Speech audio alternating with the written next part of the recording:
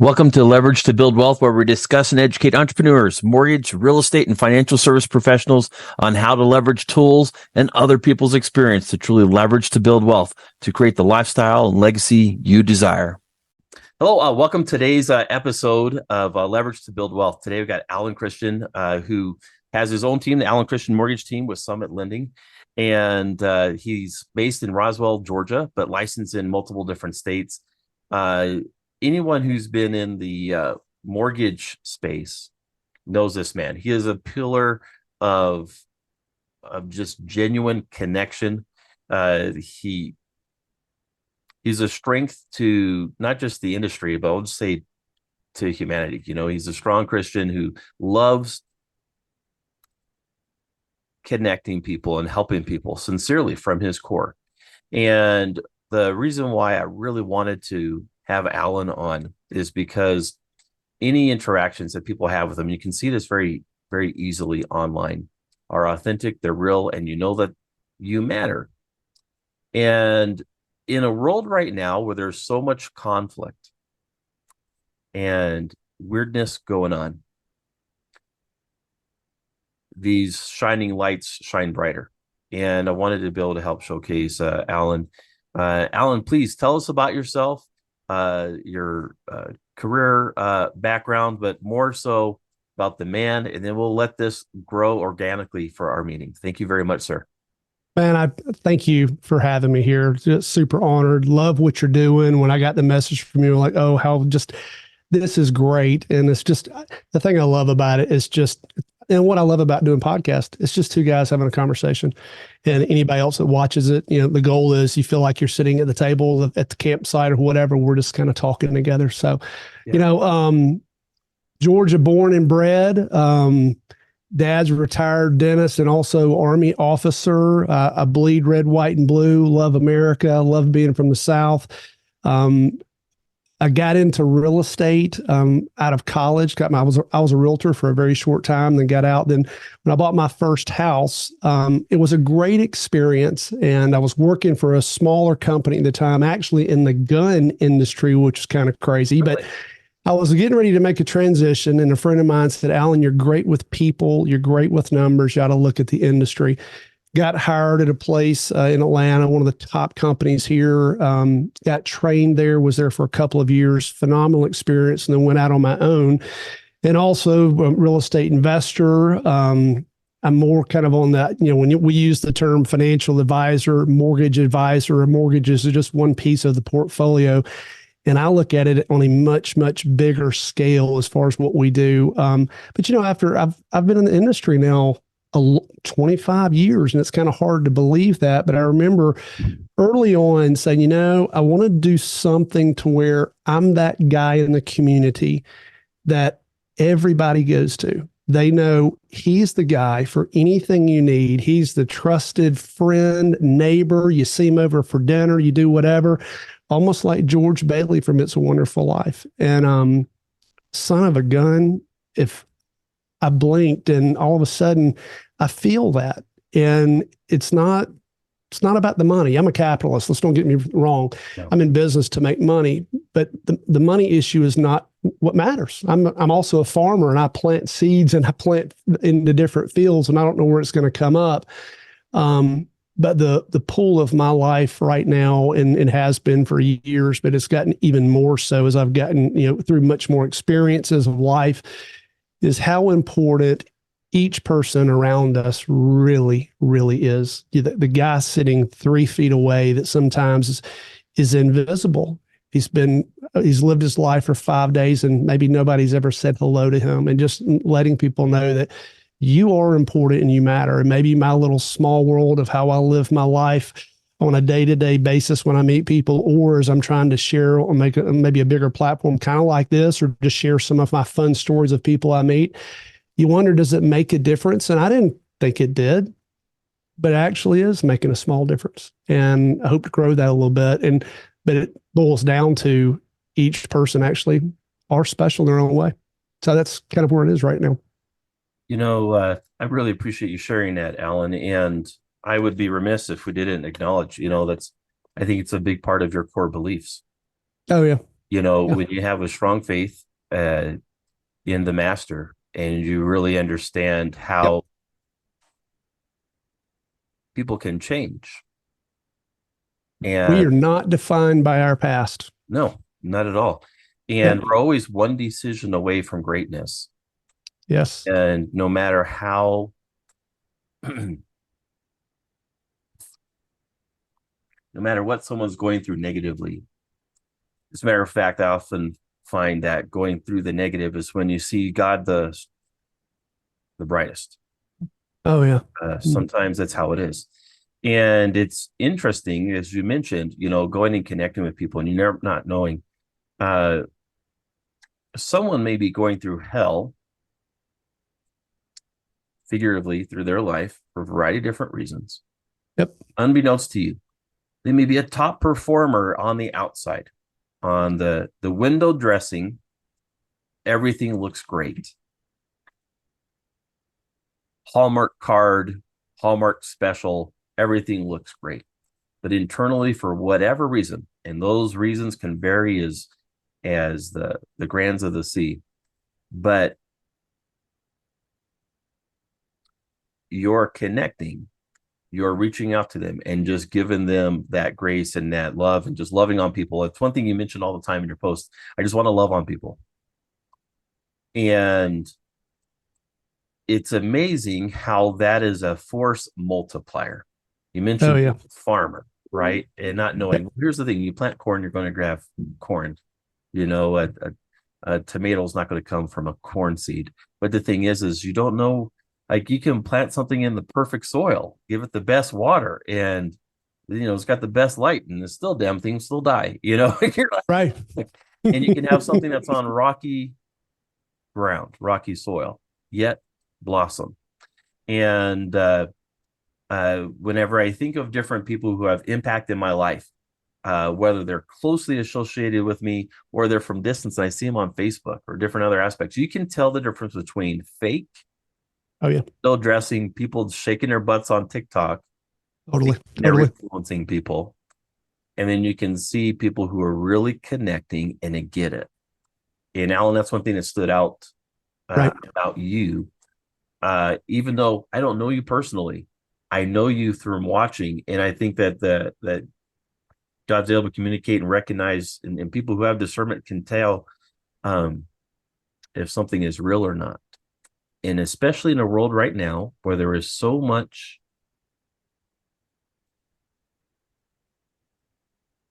fake, fake is just um, sad, quite honestly, how people are more apt to care about showing pictures of their hands with a Rolex or driving a car.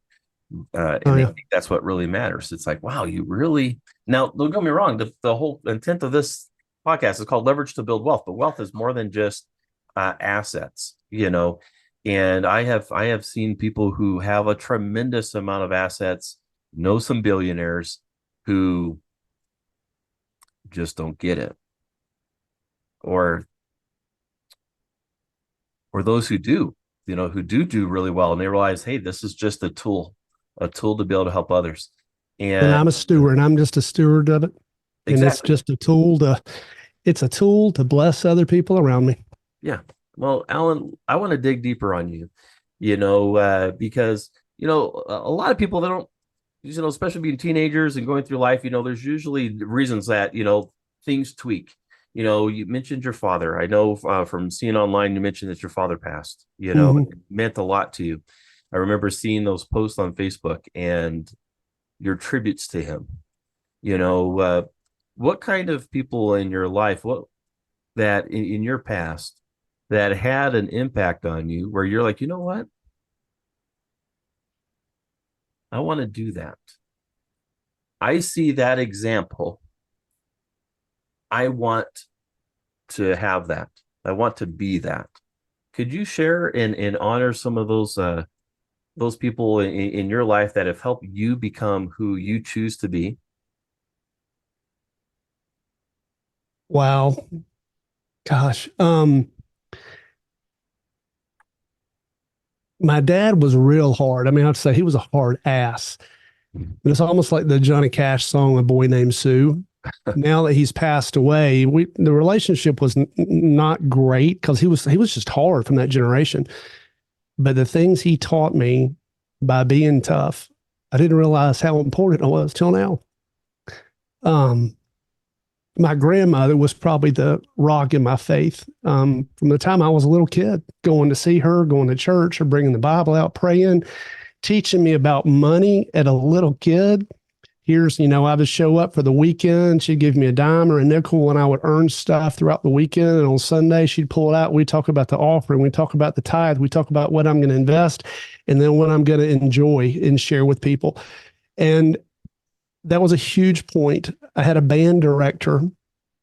I played in the band that I ended up being drum major, and I was a stupid, egotistical kid in high school, but the guy believed in me. And that was probably the biggest thing. He believed in me when I didn't believe in myself at the time. I had a weightlifting coach that I was in the band. I wasn't on the football team. God, I can't believe this. And he saw something in me, my strength, my determination, my drive, whatever. And from that, I was on the U.S. national weightlifting team. And I remember back when I went to the Olympic Festival, I saw another one of the coaches from my high school, and he remembered me. And the coach is now passed. I wish I could have gone back to him and said, you know what? You don't know the 4 or 5 things you said to me when I was in 9th grade. It changed my life. So you don't know where one person, one relationship, one conversation can make a difference. And we all put on this face like we've got the world by the tail, but you know what? We don't. And I have found that out as I have shared my vulnerabilities in my life, and because things are great and some things are not going great. And when I found out, when I started sharing the large percentages of guys that have got, it's the mask that we wear, the smile, the front we put on, but inside we're struggling. And that's the part of, man, I feel my heart by filling other people's heart first. And I love on others because I was loved first. So I mean, it's as simple as that. Well, I hear you, but I know there's more. Yeah. You I know, think keep going. I think there's more. What I've noticed in my observations, Yep. that those who love the most need more love. Oh Whenever I yeah. was, whenever I was in the military, I served for 6 years. I'm very proud. I Yep. was a And thank you chaplain for your assistant. service. Yep. I was a chaplain assistant, and I was different than a normal soldier. And anyone who's been in the military, they'll be free to acknowledge chaplains and chaplain assistants are not the normal. We have a Correct. couple, you'll have a couple of the shining stars on a couple different areas where you'll get some like gung ho super soldiers, all hua on everything. I was not. I was going to be a family psychologist and be a chaplain Really. within that, and use faith as the avenue of uh, helping people who are hurt. Mm-hmm. And I served a mission for my church when I was 19 for 2 years. And I had an opportunity to go in the military. And I'm like, man, there's so many of these heroes doing incredible things. And I wanted to be to contribute. And as I was looking at different military jobs, I was like, the chaplain assistant role was perfect for me at the time. As one part of it, you're the bodyguard for a chaplain, and you're to make sure that he's taken care of because the chaplain's not allowed to carry a weapon. And so you get all this extra advanced training on how to be a bodyguard and protect the chaplain. So that was fun. All the combative trainings, all that stuff was extra fun. But I love the aspect of connecting and counseling with soldiers because I had that kind of background a Yep. little bit before I went into the military. And my job was a connector.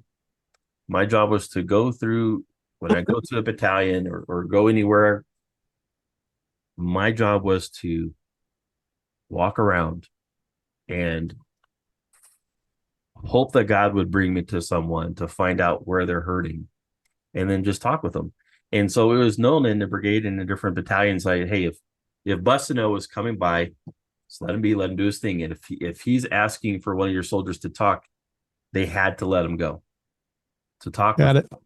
I earned a reputation because I was helping a couple of people. I helped a couple of colonels and their families on a personal level. So they knew what I did and how I did it.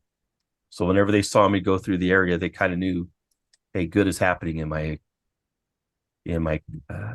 my company right now. So just let him do his thing. Let's see what happens. And Right.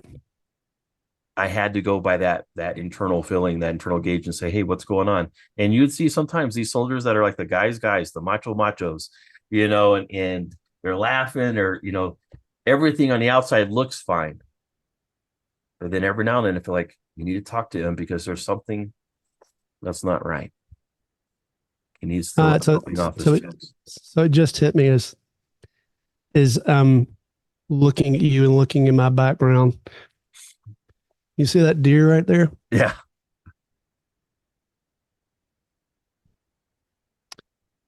When I first started hunting, I'd always wanted to be able to go hunt. When I first got in the mortgage industry, I became friends with a guy, and he kept inviting me, hey, man, you want to go hunting? You want to go hunting? And I didn't take him for real. Said, I got a little property in Tennessee. And one of the other guys says, man, you ought to go. He's got a pretty nice place up there. So I went up. Turns out they had like 20,000 acres. And that's, I mean, like they had a full-time caretaker, very wealthy family. I had no idea. So he lives in Atlanta. He had a 4,000 acre property, full-time caretaker there. He had an offshore fishing boat down in Florida. I used to go fishing with him. Looking from the outside, he had everything by the tail. Our initial connection was his dad fought in Korea, military. Our initial connection was whose dad was the worst, who was the meanest, most selfish, most hard ass. Every week, that's what we talked about. And I looked at him going, man, I wish I was him. He's got it. From the outside, he had it all. And he called me on Saturday at 5:00, and we talked periodically, not all the time. Guys do their own stuff. Knew everybody, had all these different groups of friends. Yeah. Called me Friday about 5:00. We chatted for just a few minutes. And the next day, I got a phone call from a buddy named Clifford. I hadn't talked to Clifford in 7 years. Oh, wow. He said, Al, I need you to call me. It's about Philip. He hung himself at our hunting cabin. That's where that deer came from. And I went to the funeral, and he had, a group of friends that were hunting, then a group of friends in Florida for fishing, a group of friends in town, but they never really connected with each other. So it was different pockets. And I show up, and all of a sudden, everybody's like, who's this Alan Christian guy? I'm like, what? And we were friends, but I didn't think it was like that big a deal. They're like, no, you understand. You were his best friend. He talked about you all the time. Oh, wow. And I didn't know it. And part of it was maybe survivor's guilt. And then a little bit later, I had gone through a marriage intensive with my wife. It was about a 3-day hardcore, cried my eyes, found out stuff about myself I didn't know. And a buddy at church came up to me, and he had been to the intensive. So when people ask, hey, man, how you doing? Fine. Oh, fine. That's a 4-letter word, and it's a dirty 4-letter word. It is. When I hear that, oh my gosh. Oh, you know. So when people ask me, how are you doing? I can't answer that. What part of my life do you want to know? And I can't answer it in 60 seconds. I won't anymore. But this guy came up to me, and he knew we'd been struggling, knew I'd been in the intensive. And anyway, we saw him at church regularly, came up, said in the parking lot, said, hey, Alan, how are you? And I jumped into my, hey, man, everything's great. Work, I'm just killing it. And this is awesome. And the kids are involved in this and that. And, my wife's doing this and that and blah, blah, blah. And I got finished with my typical male macho ego. Everything's fine and I'm killing protective it. shield. Oh, my God. Oh, my God. And he just looked at me and paused and said, "It's not what I asked you, Alan. Good man. How are you?" And I started crying right there because he broke through that veil. Yeah. And then I was in a men's group, and I went to breakfast intentionally with like 9 of the 11 guys in my men's group. And I had joined towards the tail end of these guys, but I had known them for years at church. And I had some struggles in my life. And the guy that invited me, I asked him, "How well do you know everybody?" He says, "Oh, I know him really well." I says, "No, how well?" Then he said, "Well, you know what? I've known him for 8 years, but we show up for our men's group. We do our 5-minute, how are you? How are the kids? How's the weekend? We do our stuff. Then we go to work." And that was about the surface of all of them. So I went to breakfast with them, and I sat down and asked the typical, "How are you?" They said, "Oh, my wife's good. My kids are good. My career's good. Everything's great." And then I said, "Well, hey, I'm having some marital issues. My daughter's got cancer. My father-in-law's dying of blah, blah." I mean, I unloaded what I phrase real, raw, and honest. Yes. And when I got done, 7 of the 9 guys, 7 of the 9 looked at me and said, "Oh, wow. Let me tell you what's really going on. Pornography, affairs, drug problems, embezzlement, secrets, and on the verge, I mean, of falling apart." And I'm like, and I asked them, like, "How many people know this?" "You." Like, I just asked you the question. And that rocked me to the freaking core. Yes. And when I started sharing, and granted, it's got to be a safe place to do it, but I also found out sometimes a safe place is a total stranger that you meet in a grocery store or a restaurant or on the side of the road helping them change a tire. For some reason, there's a difference in a skill and a talent and a gift. I have taught myself how to connect with people by reading books and books and books. I've taught myself. I've learned empathy because I've walked through the pain of life. I've seen enough now. My friend died. I have a suicide note on my mantle from a friend that attempted suicide a year ago. He dropped it off at my house with a box of stuff for me. And it just made me intentional to realize no matter what we think somebody's going through or what and I see that they're killing it and life is wonderful. You don't know if today's the day they're going to take their life. You don't know if today's the day their mom died an hour. You just don't know.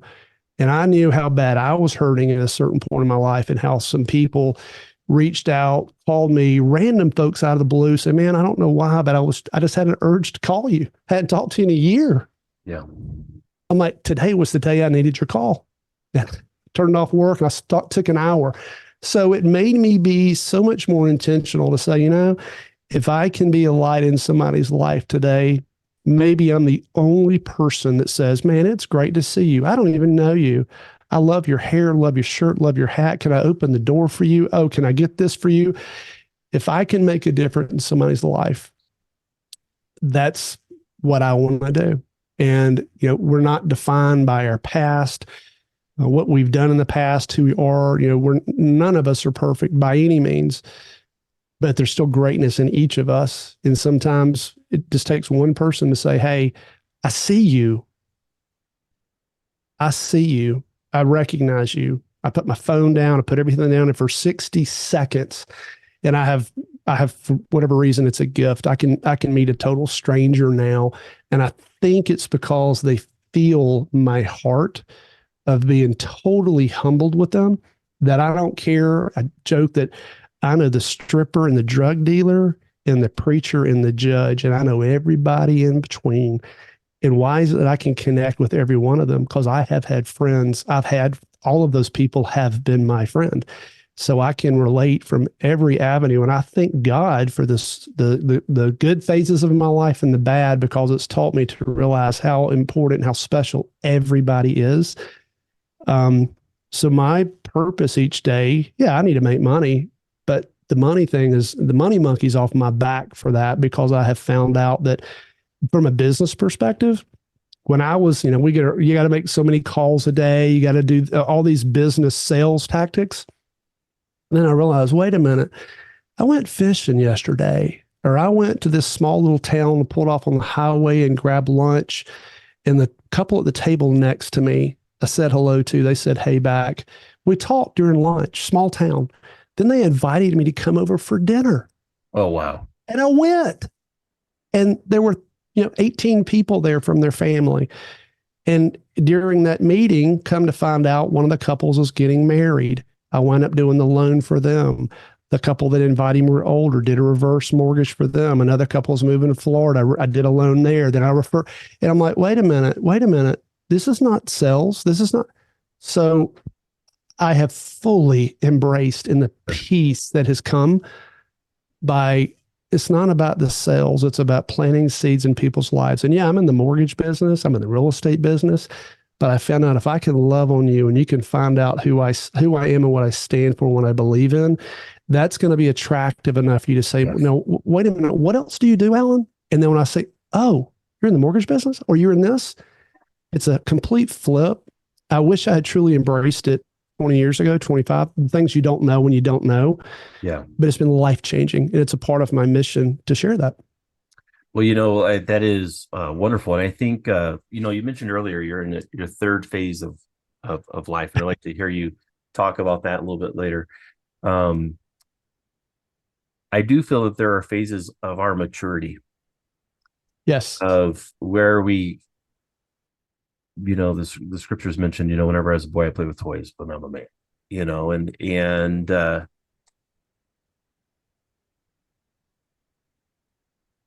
know a lot of men who still play with their toys, and that's all they focus on, but there's a difference. There's nothing wrong with toys. I love toys, Oh, yeah. Get more expensive and funner Me and too. more horsepower. Don't get me wrong. Love my tractor. I love powerful tools. Yes. But there is a difference when, you mentioned like different tactics. Don't get me wrong. I love talking to people about different. There's a time and place for everything. There's the seasons for everything. Yep. Everything has its place. But there becomes a point where the tool is just a tool. When you look at a canvas and you have Michelangelo behind it. Michelangelo. Yeah, well, there we go. Look at did the brush make the art? Did the canvas make the art? Was it the best high-end canvas in paints that made that? No, it was the artist.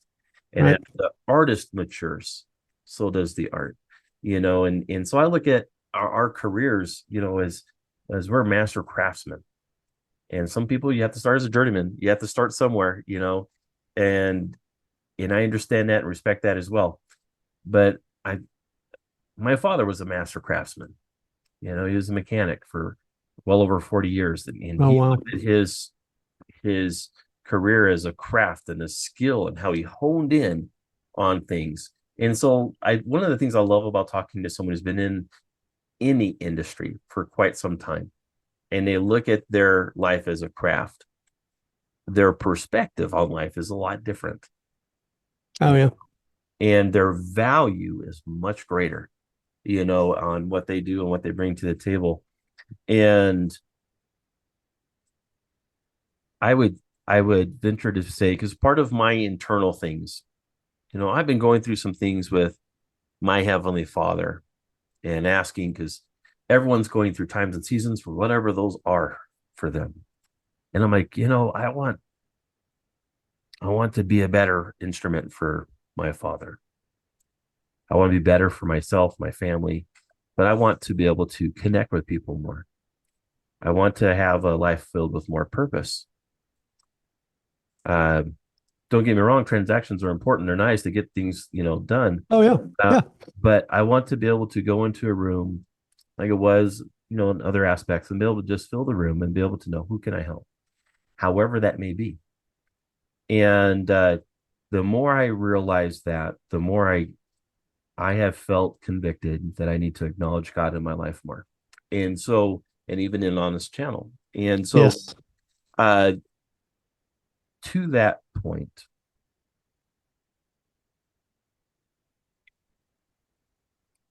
God will utilize our strengths and our weaknesses to not only for our good, for the good of others. And Alan, I think you're a wonderful example of one who who does the best with what he has to do the best with what God needs him to do. Yep. And Thank you. We never know what someone's struggles are and what's at the core of those. But I do freely acknowledge that the random compliments from a stranger, in my role in the military, I helped a lot of people when it came to suicide prevention. I was the one teaching the suicide prevention classes and all this Oh, stuff. wow. Yeah. And so when I got calls late at night, I knew what they were for, and The 3 a.m. pal. Are yeah, you my 3 a.m. person? Do you yeah. have that person? Yeah. And I've learned to recognize that someone who's a life of the party may be happy celebrating something monumental that happened that day or a large accomplishment. But one text and one phone call, one snide remark can make it all come crashing down. I have seen that too many times. Yep. War heroes, Purple Hearts, Silver Stars. And in the military world, the soldier. Yep. Cry on my shoulder like my 5-year-old because of a snide comment. I feel sorry for the grown men that have never had another masculine, real male cry in front of them. Yeah. To acknowledge how humble they are and the pain that they're really living in, because until you've had it or experienced it, most men won't do that. Yeah. And it takes a strong man to do that. Yeah. And I've had a couple of really strong examples in that. And so whenever I see your post, and today for about an hour and a half, I was scrolling through your feed. I was looking for really cool ideas for questions and questions from observations, not just, hey, I have a fixed set of questions, because that's not how I roll.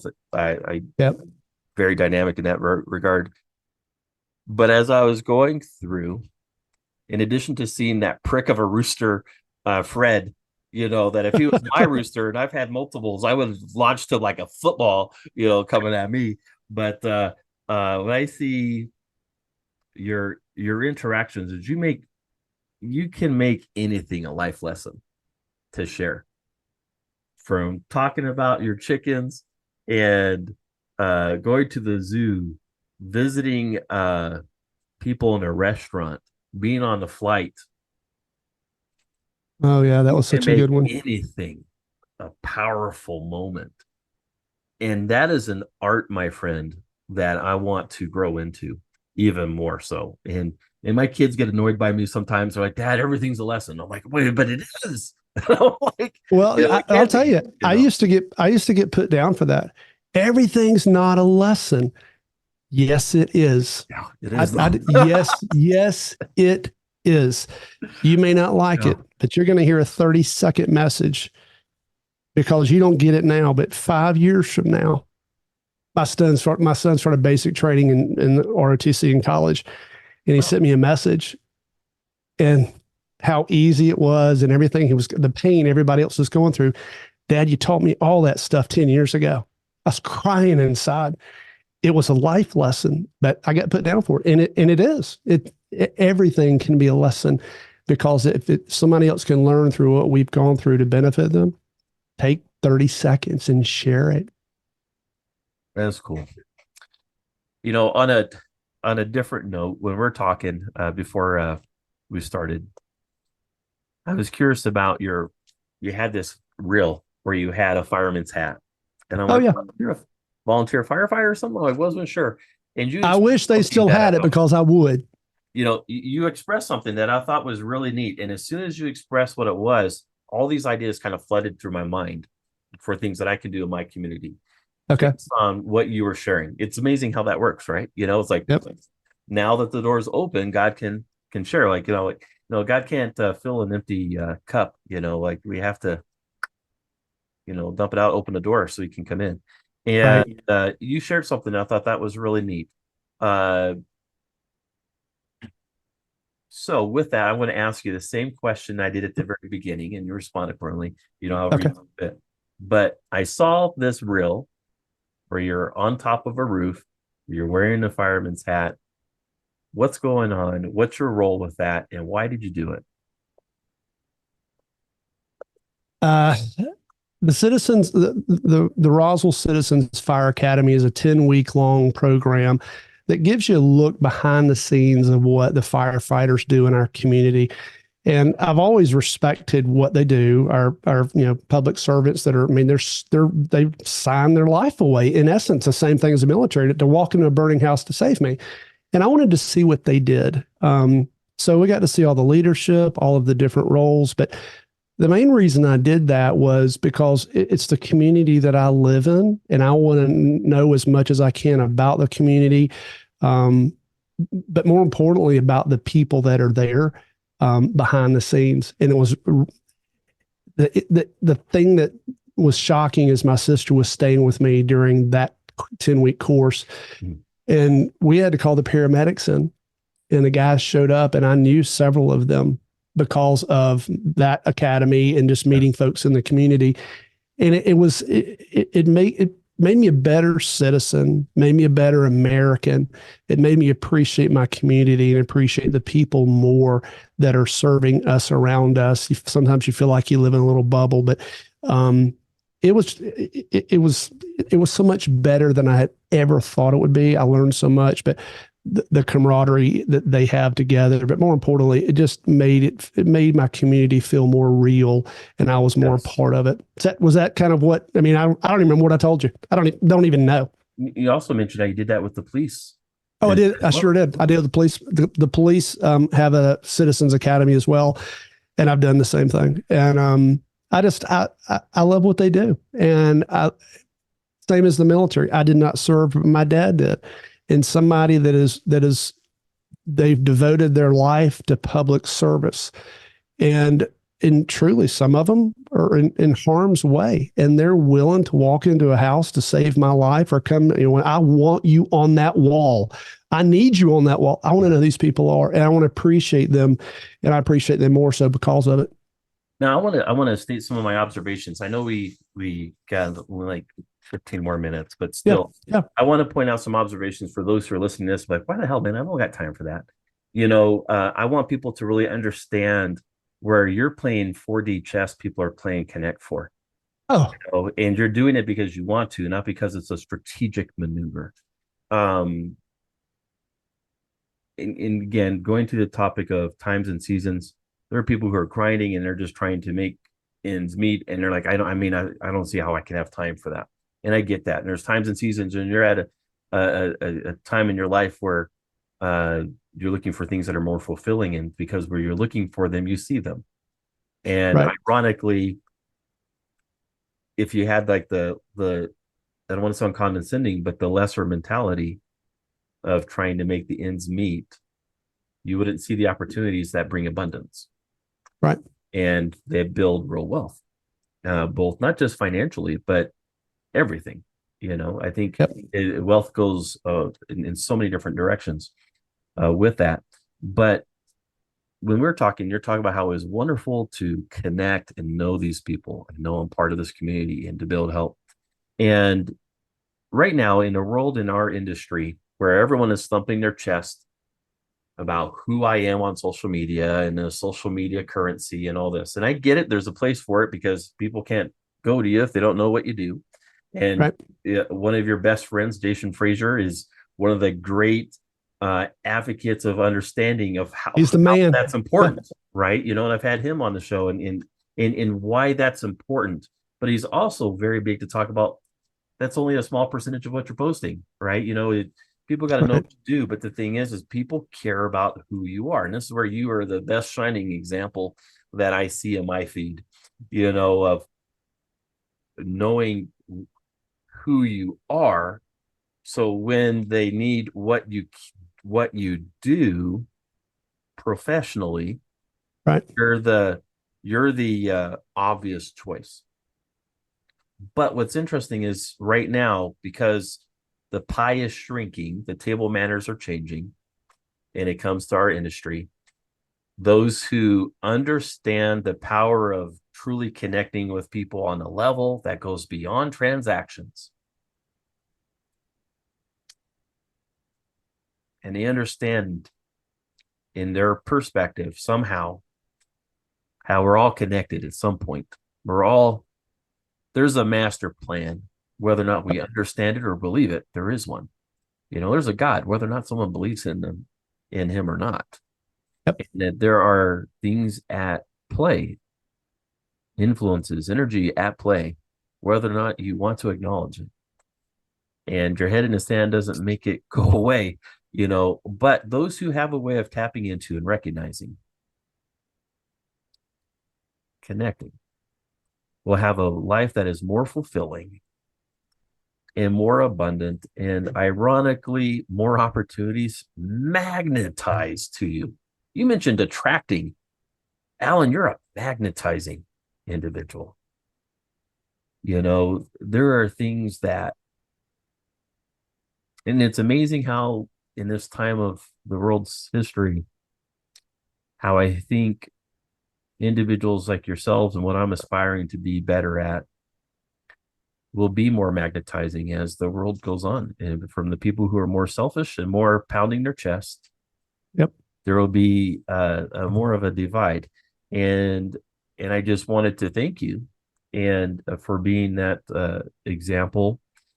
Not that you're perfect by any stretch. No one is. No way. I don't put that level of Yep. of social expectations on anybody. But I think you're a tremendous example of one trying to do the best he can with what God gives them. And I think that is wonderful. And I love seeing and hearing of the byproduct of that, the success that comes from that. But for me, I recognize that's the byproduct. Right. The source is who you are. And that's a message that I really want to convey. And I want to give you the last moments to share, what you feel is on your heart of how people can do that, who may be trying to figure out, how do I find that internal voice for themselves? Any advice that you may have for anyone who's like, what, I hear this is good, but I don't know how. What do I do to do this? I want you to have the final thoughts on that, but also how people, when you're done with that, how they can reach out to you. So anyone who wants to take advantage of your services for what you do, because they love who you are. I want them to be able to know how to reach out to you as well. But with that, I'm going to give you the final say on everything. Please, my friend. Thank you. No, thank you so much. Just does my heart. I mean, because I've got areas of my life that are great. I've got areas of my life that are completely falling apart. I've just gone through the hardest last probably year of my life without question, which made me withdraw into a dark spot for a while, but realize God can use the bruises that we've gone through still for His glory, and there's still a great message that can come from any of the stuff that we go through. It doesn't define the next chapter of your life. Some people they just want to be transactional. I mean, that is just who they are. They don't like people. That's just what they do. And they have a business model. They're churning and burning. That is not who I am. It's not what I want to do. I pray every day, Lord, put me in front of 5 different people today that I can make an influence or an impact on. Even if it's just saying hello somewhere, put me in front of people. And it is truly as simple as, there's a book called Acres of Diamonds. And in essence, all of the treasures and everything that you need are right in your backyard, and you don't even know it. It's just being intentional where you are. I mean, I hate to say, put your phone down. I carry my phone everywhere. I take pictures with everybody. Be intentional with people around you. In our world today, a lot of folks are withdrawn. They're, for whatever reason, society's gotten a lot of people in that field, but you'll be surprised. Just simply share it. Walk by strangers. I challenge folks, give 3 strangers total compliments. I don't care what it is. Just engage. Look at somebody, give them a sincere compliment about anything, the shirt, the shoes, their hair, sincere, and be willing. And the funny thing is, most of my connections are about 3 minutes, maybe 5 at the most. But if you can truly look at somebody and shut the world down and look directly at them and give them a sincere compliment, and then maybe ask them about it, take it maybe one step farther the next, and just recognize them and make them feel important. People are starving for attention. They want the most important thing they hear is their name. Ask their name, use their name 3 or 4 times, and truly take eyes off of yourself and put it on somebody else and make them feel important and special. Just your daily walk, wherever it is, even if it's on the phone, take a moment at the end and give somebody, just thank you for your time. Thanks for being nice to me. Thanks for being cool, whatever it is. Because what you'll find is you'll also fill your heart in the process. Give out 5 compliments a day, and all of a sudden you're going to start getting some things back for you. And take the eyes off of yourself and just truly love on other people. And business-wise, it's a long-term play. If I was starving and I needed to get a transaction or whatever tomorrow, would I be doing some things potentially a little bit different or humping it or working differently? Probably. But I also realize where my treasure comes from and where my food comes from and who's taking care of me. And I've still got a responsibility to make a difference each day with people around me. And I'm planting seeds in fields. And when I truly let go, and the parable of sowing and reaping in the fields and the farms, when you truly grasp that and realize that I'm planting the seed right here and I'm fertilizing here, and I don't understand, that field may come in totally dry, but across the streets where the harvest is coming from, you don't know where that one friendship takes place. And 3 years later, they call you back and say, you know what? I met you in the store. My mom was with us. She was dying and you didn't know it. And you took 5 minutes to talk to her, make her feel special. And mom dies and they remember that. And then they call you because they're getting ready to move. And then another person gets ready to move. And then you end up doing 15 transactions over the next 5 years with that one family. And you can look back and say, what did I do for that? Did I do 20 cold calls to an office and I do blah, blah, blah? Or did I take 4 minutes at a restaurant or a gas station or somewhere and talk to them as they were helping mom come in the door? I held the door for her and told her she looked beautiful. And I could tell she was dying, but I took a moment to make her feel special. And she talked about that all day to the kids. 3 years later, did I get it then when all those transactions came in, or did I get it 3 years before? Or did I get it from planting another seed somewhere else? So try to make it, just think about others around you and how do I make somebody else feel special, fill their bucket, and then tell me how you feel at the end of the day. Wonderful. Well, you know what? Anyone who knows you knows that, when you're planting seeds, it's not just so you can get gain, from others. You're providing value. Yep. Regardless. And that's who you are. How can people reach out to you, Alan, if they want to move forward and take care of or take advantage of your services here? I'm on everything I do is public. Go to my Facebook page, Alan Christian. I'm in Roswell, Georgia. I've got an Instagram page. Most of it's on Facebook now. I've got a YouTube channel I'm growing, and I'm working on a book right now related to connections. But if you pull me up on Facebook, if you want to find out who I am, just pull it up there, and about every other post, you'll see something with all my contact information. Just reach out to me. Thank you, Alan. Definitely consider you a friend now, more than just someone I look up to online. This is real. I look forward towards the opportunity I get to see you in person. We'll find each other on some network meeting that we'll have. Buddy, I'm coming to Arizona soon, and you and I are breaking bread. Yeah, we'll find some ways to make some cool things happen. Yep, awesome, my friend. Thank you very much. And everyone, hit him up and follow him. You will not be disappointed. Thank you for watching and listening in to today's episode. Please like, share, and subscribe so we can strengthen our mission and get the message out to others on how to leverage to build wealth. Who's next?